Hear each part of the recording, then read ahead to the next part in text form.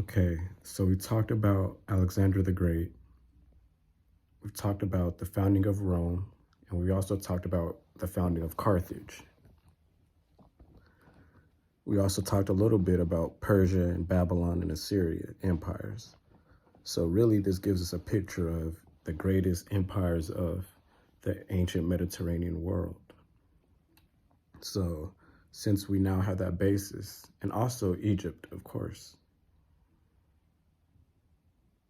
So now that we have a basis of the ancient Mediterranean world, we're now going to start digging deeper into the Israelites and the Jews' role and foundation of their kingdom. And you hear me talk a lot. Okay, so let's just go way back. Let's go way back. So we have Alexander fighting against Darius of Persia. Now let's turn back the clock. You have the 300 Spartans fighting Xerxes of Persia.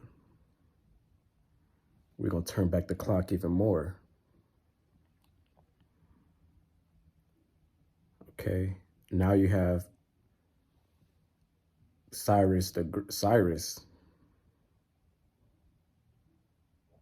conquering Babylon and freeing the Israelites from the Babylonian captivity.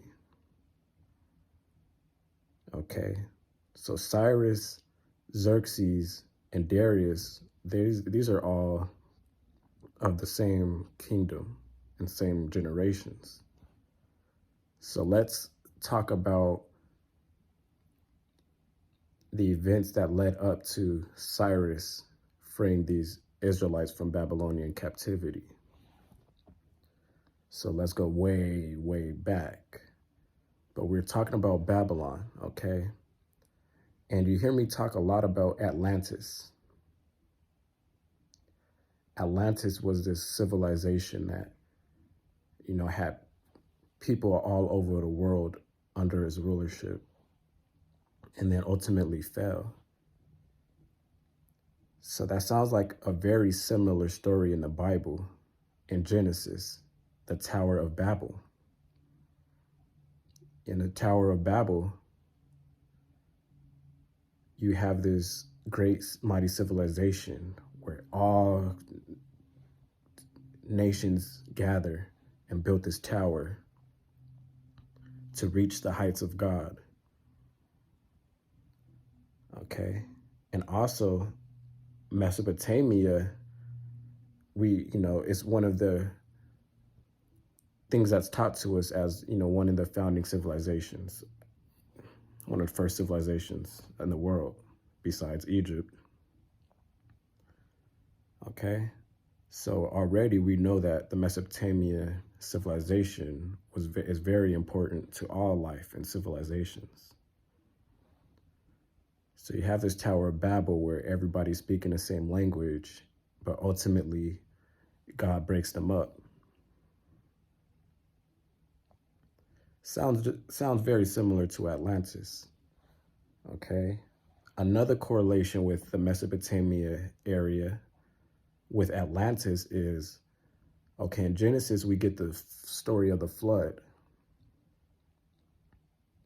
And then you get Noah, and then, Noah's flood, and then he lands in, let's just say, Armenia,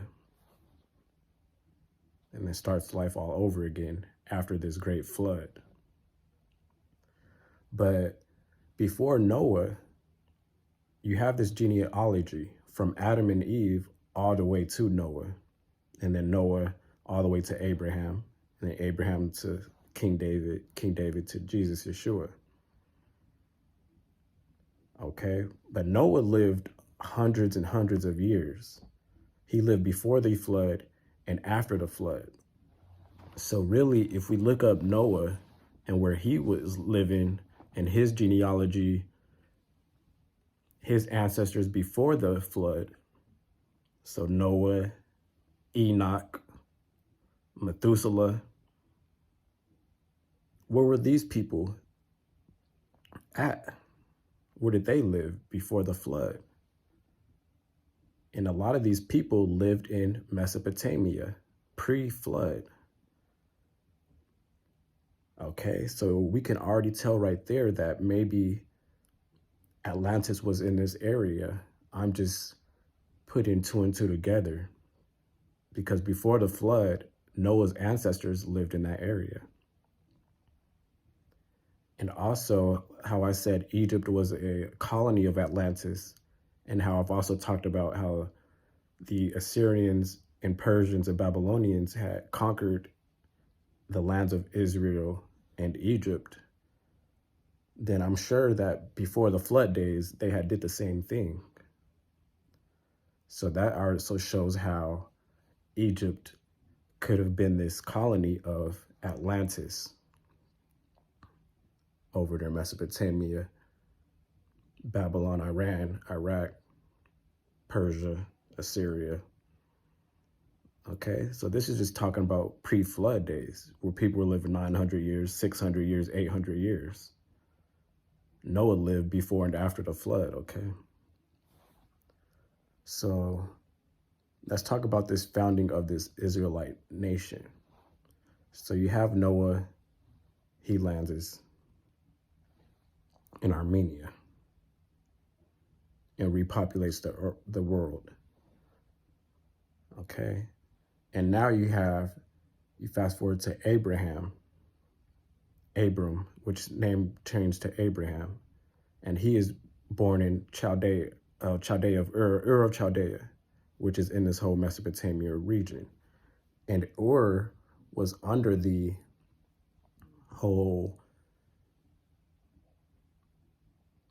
Assyrian Empire. Okay. So also, while this Mesopotamian empire is thriving, you also have the Egyptian empire thriving. So ultimately, God comes to Abraham and Sarah and tells Abraham, okay, you guys, it's time to go. Leave your family behind. Get the ones I tell you, get what I tell you to bring, and travel to Canaan. So now Abraham gets ready to go, and he makes his travel up the Euphrates River to Canaan. And while he's in Canaan, this Phoenician, Canaanite, Palestinian area, God basically gives him a vision and tells him, look all around you. This is your kingdom. Your descendants will number the sands, the grains of sand. Your descendants will number the stars in the sky. Everything you see is yours. Okay, so now we have Abraham already in Canaan, and this is before the actual founding of the Israelite nation, but he's already there. And then, okay, now Abraham begets Isaac. Isaac begets Jacob.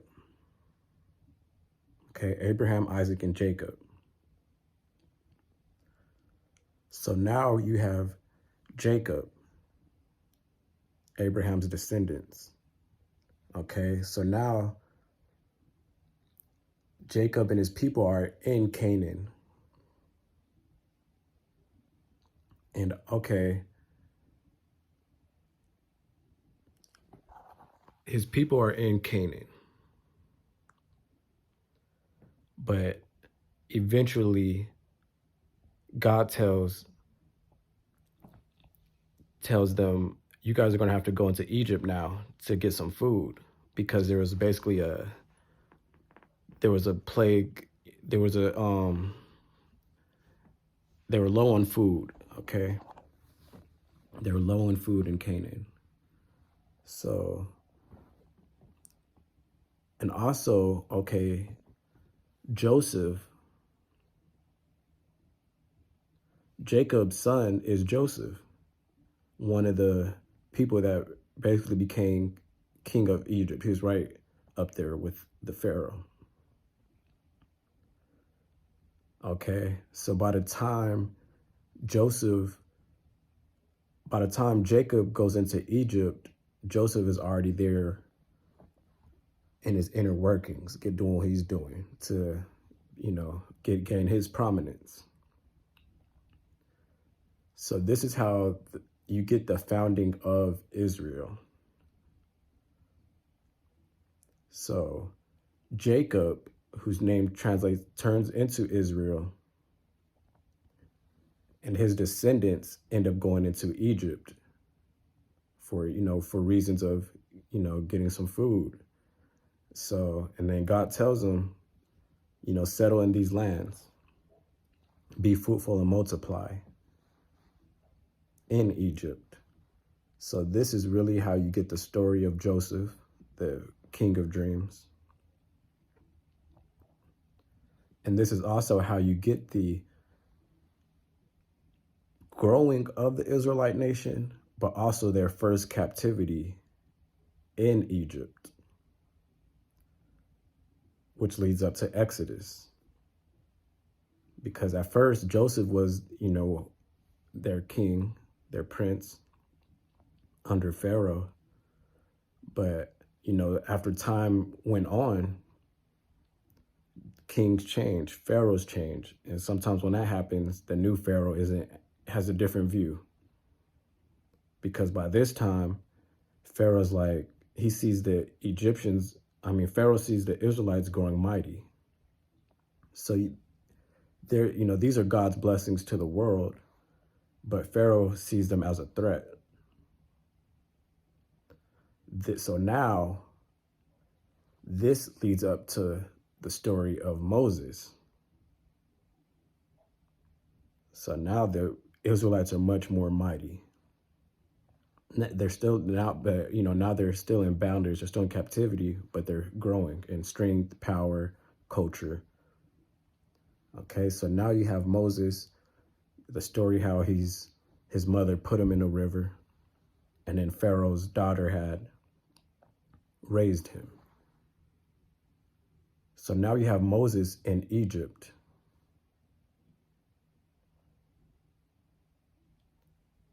Being raised right alongside the Pharaoh, being taught the ways of Egypt, all the ancient Egyptian knowledge. So he's basically a nobleman of Egypt.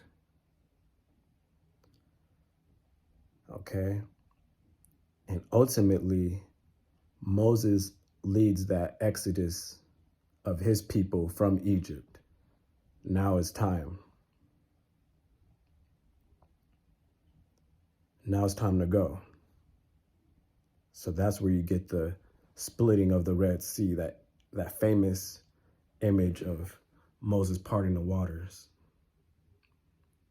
leading his people away from Pharaoh, and Pharaoh chasing after these Israelites, and ultimately Pharaoh and his chariots getting flooded out. So now you have Moses and his people being led into the wilderness. So they didn't get right to the promised land for about, 70 years? Moses didn't make it to the promised land. But throughout this wilderness, that's where you get Moses rising on the Mount Sinai, getting the 10 Commandments. And as he's up there getting the 10 Commandments that we have today, he looks down and just sees his people worshiping the golden calf, and so much idolatry after all the stuff they just went through, getting free from Egyptian captivity. And that's where Moses breaks down the tablets, throws the tablets and breaks them. Okay. So the follower, so after Moses comes Joshua. And now Joshua leads these Israelites into Canaan to actually settle these lands. That's where you get Joshua and his army marching, marching outside the walls of Jericho, blowing their horns for 7 days around the walls of Jericho, until on that last day, in that final blow of the horn, these massive walls of Jericho come crushing down. That's just one of the stories of this founding of this empire, this new Israelite kingdom. Okay? So Joshua does his thing. They do what they have to do in Canaan when it comes to conquering and subduing these nations. So now you're getting the development of this Israelite nation. So at first, that's where you get the 12 tribes of Israel. So now you have these 12 tribes laid out. Just how the Greeks had different coalitions of tribes, so did Israel. So when they had these different tribes, that's where you get the book of Judges. Okay, so in the Bible, we have Genesis. And then the next book is Exodus. And then Leviticus with all the laws, what to eat, how to do your hair, different things. And then you have the book of Numbers, which has this Nazirite vow, which talks about these judges, the judges like Samuel, Deborah, Gideon. So now you have all these judges, Samson, of course. So now you have all these judges in these 12 tribes of Israel. Okay, but ultimately, them being surrounded by all these other nations and kingdoms, these children of Israel looking around like, we want kings like them. So that's how you get Samuel anointing King David. He warns, Samuel was like, we're not supposed to have kings like everybody else. But the people wanted it. They wanted it. So ultimately, God gives them the okay to do it and to anoint King David. Okay, so now this leads up to the story of David versus Goliath. Because now David is going to actually do the work of founding the kingdom of Israel from these 12 tribes to an actual kingdom. So after King David, now you have King Solomon, the wisest, wealthiest, strongest of all the kings of the ancient world. So now you have King Solomon. And now King Solomon, he builds the first temple to God. So now they're an official kingdom. Okay, so they went from the tabernacle in the wilderness all the way now, they have a kingdom, they have a temple. They went from the tabernacle all the way to the temple of God, the temple of Solomon. Okay. So now that they have this kingdom established, this is how you go from, they went from the judges, these Nazirite judges, from when there were the 12 tribes, now they have prophets, Jeremiah, Ezekiel, Daniel. Okay, now they have these prophets. And these prophets' roles are to, be the spiritual leaders of their people. Because now that they have a kingdom, a lot of sin starts actually happening. They start to go against their God. They start worshiping gods of the Babylonians, gods of the Egyptians, gods of the Tyrians from Phoenicia. So these prophets are like, what are you guys doing? But the people are so, the people are just so bent on idolatry. So that's how you get the weeping prophet Jeremiah warning his people, if you don't change your ways, these Babylonians are going to come and conquer you. Okay. So eventually, northern Israel and the kingdom of Israel comes into civil conflict, and they split up into the northern kingdom and the southern kingdom. So these prophets are warning them, okay, these enemies are coming. God's going to use these enemies to judge you and also these nations around us. So at first, around 700 BC, the Assyrians come and they conquer the northern kingdom of Israel, lead them into captivity into Assyria, over in that Mesopotamian area. And that's where you get the first lost children of Israel, because you don't necessarily hear from them again after that. Now, then these Assyrians send some of their people back to commingle with the slaves that are left over in the northern kingdom, and that's how you get the Samaritans, which ultimately turn into the Scythians. So now you have this southern kingdom left, and you have these prophets, Daniel and Jeremiah, still warning them that the Babylonians are coming now. So the Assyrians did their thing, but now Babylon is coming. Okay. So now the Babylonians end up coming. Jeremiah tried to warn them, they didn't listen. Daniel tried to warn them, they didn't listen. They kept these idolatries to the point where they had foreign idols inside the temple and outside the temple.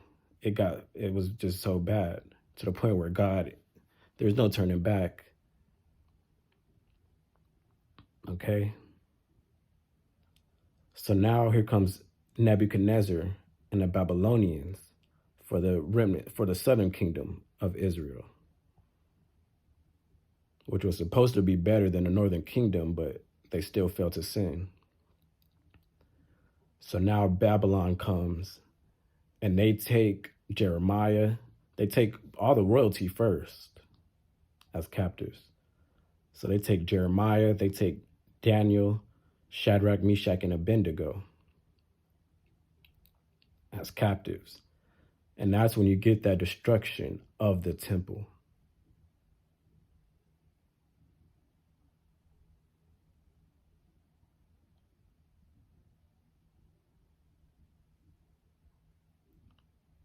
That's where you get the destruction of this mighty temple and kingdom that Solomon had built. So now Daniel, Shadrach, Meshach, and Abednego are captives in Babylon.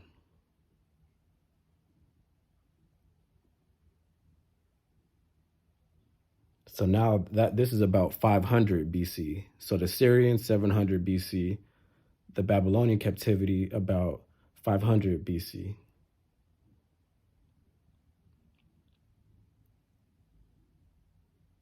Okay. But even in captivity, that's where you get Jeremiah, and God telling Jeremiah, stay down, be fruitful and multiply, plant gardens and eat the fruit thereof, give your sons and daughters in marriage. For 70 years. So though these prophets were giving prophecies of warning to the Israelites, they also were there to give them hope throughout the whole time. There's this king coming, this mighty man coming, this mighty man of God coming to rescue you guys and save the whole world as well. So now you fast forward, so they're in Babylonian captivity, but now we get to Cyrus of Persia. In this Persian Empire, they've taken over territory of the Trojans of Anatolia. They took over Mesopotamia. They took over a lot of territory. And now Cyrus is faced with going against these Babylonians, these mighty Babylonians. And ultimately, Cyrus beats Babylon. And when Cyrus, he was known as a very great noble king. When he took over people's territories, a lot of them were happy because he was a freer of slaves. He freed the slaves. So when he freed Babylon, when he captured Babylon, he also had freed the Israelites that were captured there, and he let them go back to Israel to rebuild the temple. So now you get the second temple rebuilt.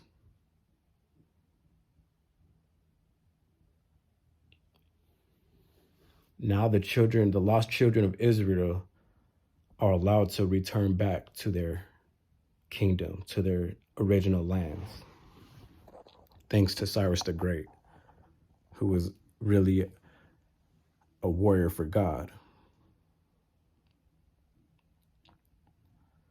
Okay, so now we see how throughout these great empires of the Persians, Assyrians, Mesopotamians, the Egyptians, the Greeks, we see how they're all connected, including the kingdom of Judah. Now we're getting closer to the time of Jesus.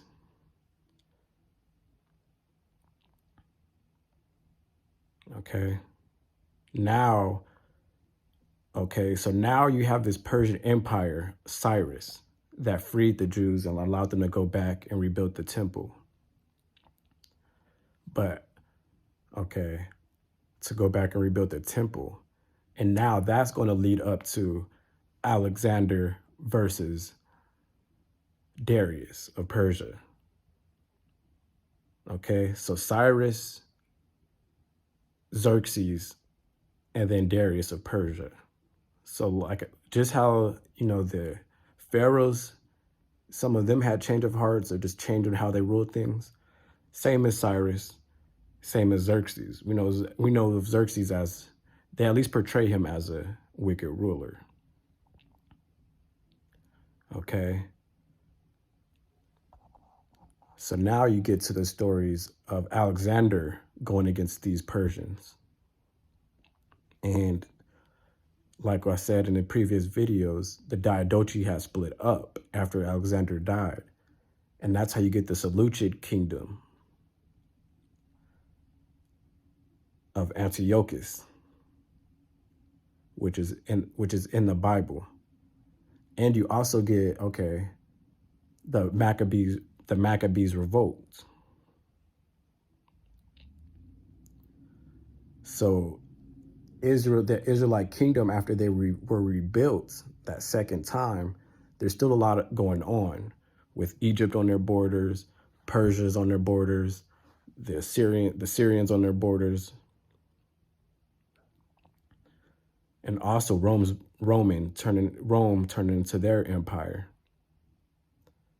around this 300 BC area, which is all leading to the time of Jesus.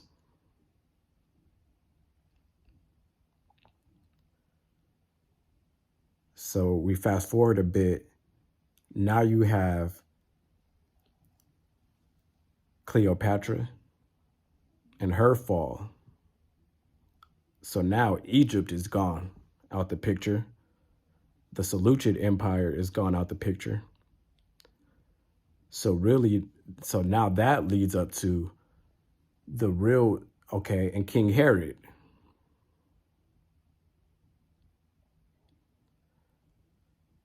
which was allowed to rebuild the temple. But actually, Herod was really a puppet ruler for Rome. So King Herod built the third temple. But after a while, King Herod was, I believe he died. So after a while, they didn't have King Herod over them. Now they just have Pontius Pilate as governor over them. So you see how the Israelite power was slowly taken away over time, which led to Pontius Pilate being governor. And now we're at the time of Jesus Christ, Yeshua. Okay. This is how you get Jesus on the cross, how you get the Greek writings, the Aramaic writings, and the Jewish writings, languages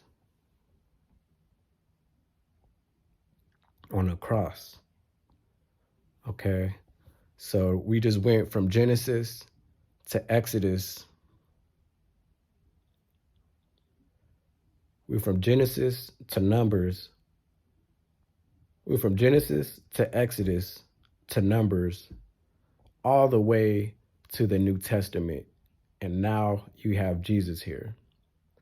So this really shows how the Old Testament leads to the New Testament and the relationships of the Nazirites and the prophets. And also, you know, just the pre-flood era and the post-flood era. So you see how throughout all these nations and kingdoms, the Israelites are going through different things, from building kingdoms and temples to being in exile.